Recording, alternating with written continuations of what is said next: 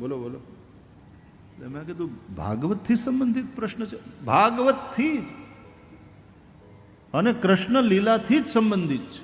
લ્યો ને તમને ક્લુ આપું. ક્લુ ભાગવતથી જ સંબંધિત પ્રશ્ન. મેં બહુ વિચાર કર્યો પણ એવું કાંઈ મળ્યું નહીં કે એવી જમીન કઈ કે જેણે ચંદ્રમાં એક જ વાર જોઈ હોય ને પછી કોઈ દી જોઈ નથી. આ એવો કયો પ્લોટ જોઈ આવ્યો? એવી કઈ જમીન જોઈ આવ્યો? એટલે જેવું એને સામું જોવું ને આમ આપણે વિચાર કરતા હોઈએ અને પછી જેવું સામું જોવું ને એટલે પાછું બોલો બોલો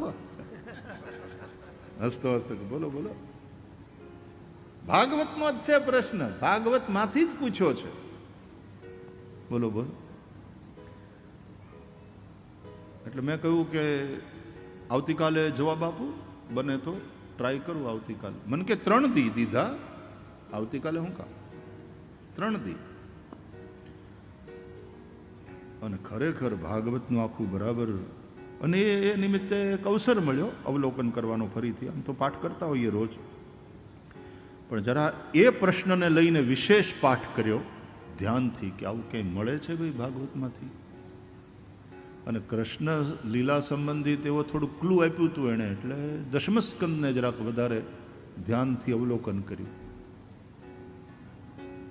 એ પ્લોટ મળ્યો જ નહીં. બોલો, જેને ચંદ્રમાં એક જ વાર જોયો હોય, એ જમીનનો ટુકડો પછી ચંદ્રમાએ કોઈ દી જોયો નહીં. નહીં તો એમ થયું કે આપણા કોઈક બિલ્ડર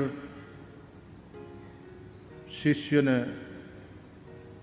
કે ભરતને કહી દઈએ કે આ લઈ લે, આ વિશિષ્ટ જમીન છે, વિશિષ્ટ ટુકડો છે, આના બહુ ભાવ આવશે.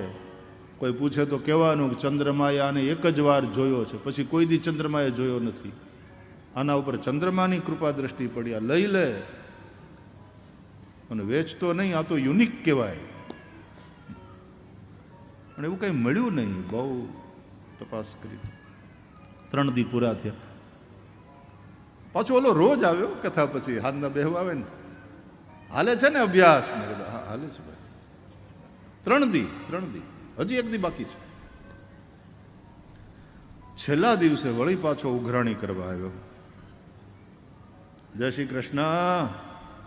જય શ્રી કૃષ્ણ. મળ્યું? મેં કીધું ભાઈ અભ્યાસ તો બહુ કર્યો આ 3 દિવસમાં, પણ કંઈ મળ્યું નહીં. બસ ને કથાઓ કરો છો અને લોકો પગે લાગે તમને, અને આ પ્રશ્નોનો જવાબ નથી તમારી પાસે. એટલે હું બેઠો તો ત્યાંથી હેઠો ઉતર્યો, એને પગે લાગ્યો. તમે બતાવો મહાનુભાવ. કહી દઉં? હા, કોઈની પાસેથી આવી રીતે જાણવાનું. મને કે કહી દઉં, હવે નવેસરથી તમે અભ્યાસ કરજો, હું કહું એ પછી તમને મળશે. હા કહી દો. મારાથી ઉંમરમાં મોટા, 10-15 વર્ષ મોટા એ વખતે. એટલે મેં કીધું હા ખો. મને કે આ દશમ સ્કંદની કથા ખરી ને? ખરી. મથુરાના જેલમાં ભગવાન શ્રી કૃષ્ણનું પ્રાગટ્ય થયું ને? થયું. પછી વસુદેવજી ટોપલામાં ઠાકોરજીને પધરાવીને નીકળ્યા ને? નીકળ્યા. જમનાને કાંઠે આવ્યા કે નહીં? આવ્યા. શેષનારાયણે છત્ર પણ કર્યું હતું. બરાબર? બરોબર બરોબર બરોબર. આપણી કાઠિયાવાડી એક્સેન્ટ છે. બરાબર નહીં બોલો? બરોબર બરોબર. પછી વસુદેવજી ટોપલામાં બાલકૃષ્ણલાલને પધરાવીને જમનાજીમાં ઉતર્યા કે નહીં? ઉતર્યા.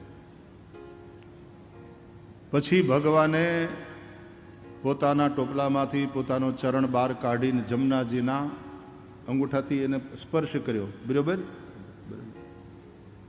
એટલે પછી જમનાજી એણે માર્ગ દઈ દીધો અને આમ 2 ભાગમાં વહેંચાઈ ગયા અને વચ્ચેની જમીન ખુલ્લી થઈ.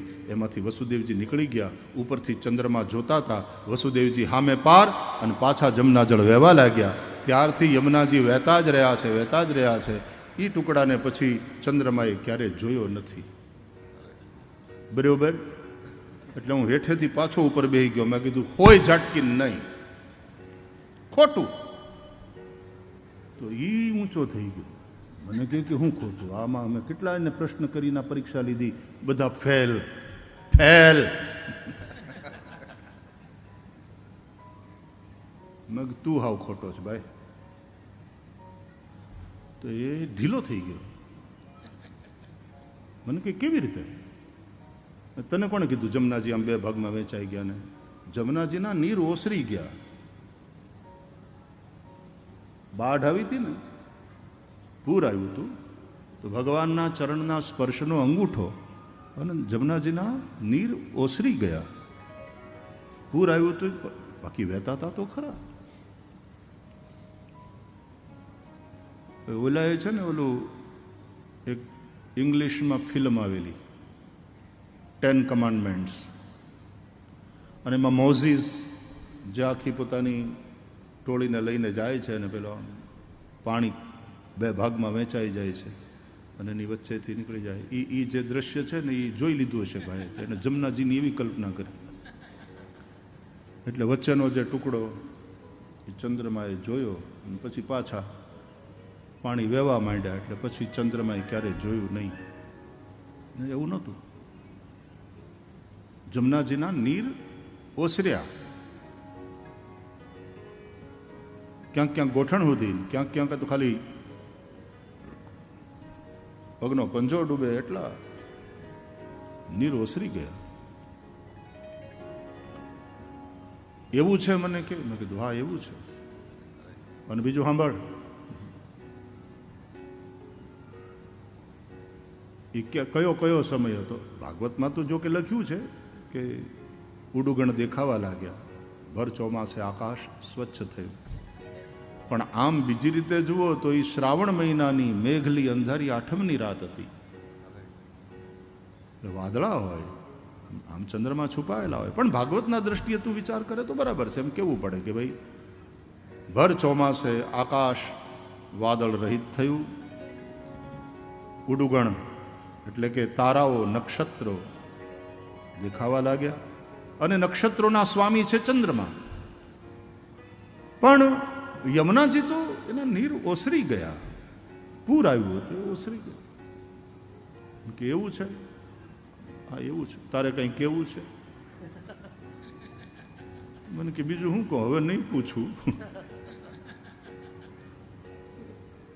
પ્રશ્ન એવા કરવા જોઈએ કે જેનાથી કંઈક ફાયદો થાય. પરીક્ષા કરવાની વૃત્તિથી નહીં, જિજ્ઞાસા વૃત્તિથી અને વિનમ્રતાથી. તદ્વિદ્ધિ પ્રણિપાતેન પરિપ્રશ્નેન સેવયા. ઠીક, આપણે આમ વિનોદ માટે થઈને, એક જણાએ વિનોદ માટે થઈને જ મને કહ્યું હતું. મને કે રામાયણની કથા સમજો ને, હા જાણો. મેં કીધું. મને કે લક્ષ્મણ રામજી કા ક્યાં થા? મેં કીધું ભાઈ હવે આવો પ્રશ્ન? કીધું ભાઈ. બોલે હા નહીં કયો ને તમે. એમ કે ભાઈ થા. सीताजी राम जी की क्या थी? पत्नी. राम सीता जी का क्या था? पति. वशिष्ठ राम जी का क्या था? गुरु. मैं तो हूँ कम पूछे जाओ? नहीं कि जवाब देता जाओ तुम. हनुमान जी राम जी का क्या था?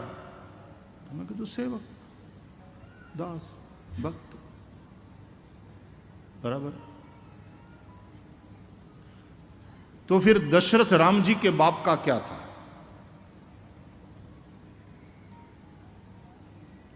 शू? तो दशरथ राम जी के बाप का क्या था? अरे मैं कहता दशरथ जी राम के बाप थे, पिताजी थे दशरथ जी. तो कि नहीं, मैंने पूछा दशरथ राम जी के बाप का क्या था? अरे मैं कहता दशरथ जी राम जी ना बापा था. नहीं, तमे समझा नहीं. दशरथ राम जी के बाप का क्या था? भेजानु दही करी नाखे एवी रीते घणा पूछे. मैं कहूँ पछी भाई तू ज कह. मन के दशरथ राम जी के बाप का नाम था. आटली खबर नहीं पड़ती. दशरथ राम जी के बाप का नाम था. हवे आने धोको लईने मारवा दौड़वुं जोईए के नहीं? आने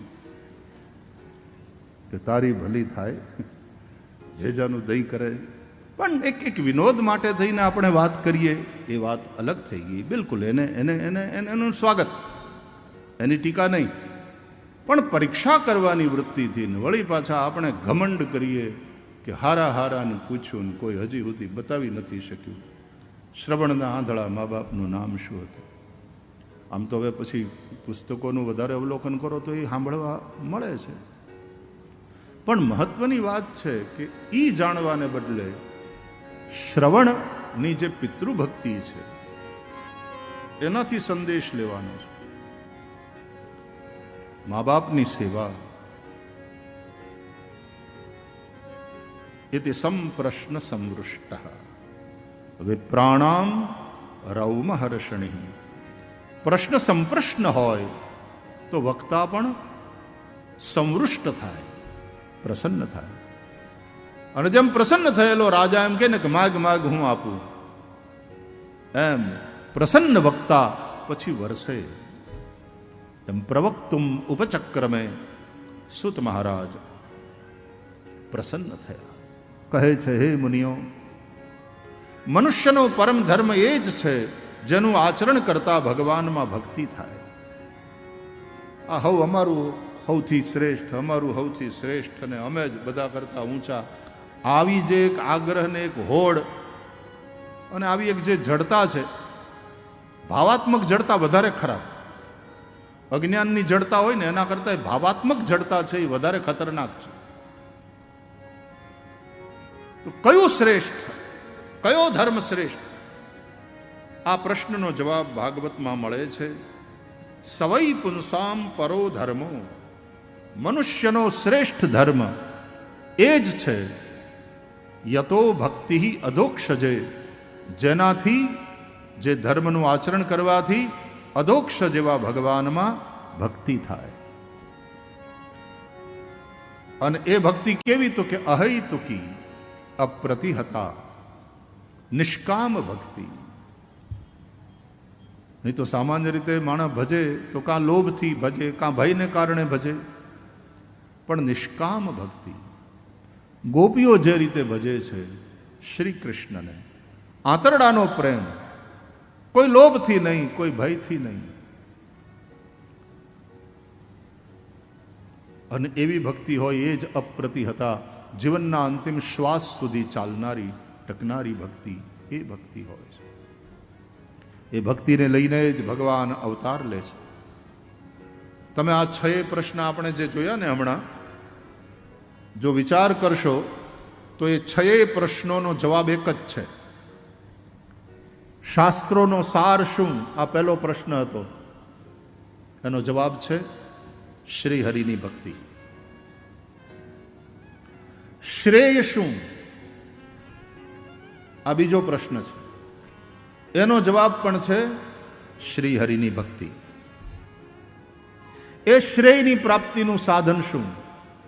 કઈ રીતે શ્રેય થાય, કઈ રીતે આ ભક્તિની પ્રાપ્તિ થાય? તો એનો જવાબ પણ છે ભગવાનની નવધા ભક્તિ. એ સાધન રૂપા ભક્તિ છે. એક વૈધિ ભક્તિ હોય છે અને એમાં નવધા ભક્તિ. પ્રથમ ભક્તિ સંતન કર સંગા, દૂસરી રતિ મમ કથા પ્રસંગા, ગુરુપદ પંકજ સેવા, તીસરી ભક્તિ અમાન, ચૌથી ભક્તિ મમ ગુનગન કરઈ કપટ તજગાન, મંત્ર જાપ મમ દ્રઢ વિશ્વાસા, પંચમ ભજન સુવેદ પ્રકાશા, છઠદમ શીલ વિરતિ બહુ કર્મા, નિરત નિરંતર સજ્જન ધર્મા, સાતવ સંમહિમય જગ દેખા, મોતે સંત અધિક કરી લાખા, આઠવ યથા લાભ સંતોષા, સપનેવું નહીં દેખઈ પર દોષા, નવમ સરલ સબ સન છલહીના, મમ ભરોસ હિય હર્ષન દીના. આ નવદા ભક્તિ ભાગવતના આધારે કહું તો શ્રવણમ કીર્તનમ વિષ્ણોઃ, સ્મરણમ પાદસેવનમ, અર્ચનમ વંદનમ, દાસ્યમ સખ્યમ આત્મનિવેદનમ. આ નવદા ભક્તિ વૈધિ, આ વિધિપૂર્વક આ સાધન કરવાનું. તમે માળા કરો ત્યારે તમને ભગવાનમાં ભક્તિનો પ્રેમ ઉભરાઈ જતો હોય એવું હંમેશા બનતું નથી, એવું હંમેશા હોતું નથી. પણ માળા કરશો એ પ્રમાણે, એ સાધન છે, તો કોક દિવસ એ પ્રેમ પ્રગટ થશે. એટલા માટે સદગુરુ નિયમ આપે છે, માળા આપે, મંત્ર આપે, નિયમ આપે કે નિયમપૂર્વક આ 3 માળા કરજો. મન ન લાગે તોય કરજો. પૂજા, પાઠ, તીર્થયાત્રા આ બધું એટલા માટે જરૂરી છે. શરૂઆતમાં બીજી છોકરાઓને નિશાળે જવાનું મન જરાય ન થતું હોય તોય આપણે મોકલીએ છીએ કે નહીં? જૂના જમાનામાં તો ટીંગા ટોળી કરીને લઈ જતા. હવાર પડે ને માવું ઉઠાડે ઓલાને પરાણે ધમારે, કારણ કે ફટાફટ નવડાવવાનો હોય, સ્કૂલ બસ આવતી હોય, નહીં તો એ પાછી વહી જાય. જબરજસ્તી કરવી પડે તો જબરજસ્તી કરીને પણ મા બાપ બાળકને નિશાળે ભણવા બેસાડે છે. માસ્ટર પણ ઠોક પીટ કરકે સિખાતા. જૂના જમાનામાં તો આંકણી રાખતા, ફૂટપટ્ટી મારતા, અંગૂઠા પકડાવતા, છેલ્લી બેન્ચ ઉપર ત્યાં ઊભો કરી દેતા, આવી બધી સજા કરતા, ઠોક પીટ કરકે પઢાતે. ઓલાને સારું ન લાગે પણ તોય ભણે, અને ભણતા ભણતા જ પછી કોક દી ડૉક્ટર થાય, કોક દી એન્જિનિયર થાય, કોક દી મોટો માણસ થાય. અને કાંઈ નહીં, નિશાળેથી ઉપાડીને તો બાપા એમ કે તમારી યારે ધંધામાં આવતો રહે. એ એક ભણવાનું છે. દુકાને બાપાની હારે કામ કરતા કરતા કરતા અનુભવ લે, બાપા શીખવાડે. એમ ભાય કુભાય અનખ આલસહુ, નામ જપત મંગલ દિશી દસહુ. ગમે તે રીતે પણ ભજન કરો, એ વિધિ છે. એમ કરતા કરતા ભગવાનમાં પ્રેમ થશે. આ ભક્તિને લઈને જ ભગવાનના અવતાર થાય છે. પૂછ્યું હતું ને, અવતારનું પ્રયોજન શું? ભગવાન શા માટે અવતાર લે છે? એનો જવાબ પણ છે હરિભક્તિને લઈને. ભગવાનનો અવતાર ભક્તો માટે થાય છે, જ્ઞાનીઓને જરૂર નથી. ભક્તોને માટે ભગવાન આવે છે. અને એટલા માટે બ્રહ્માનંદજીએ કહ્યું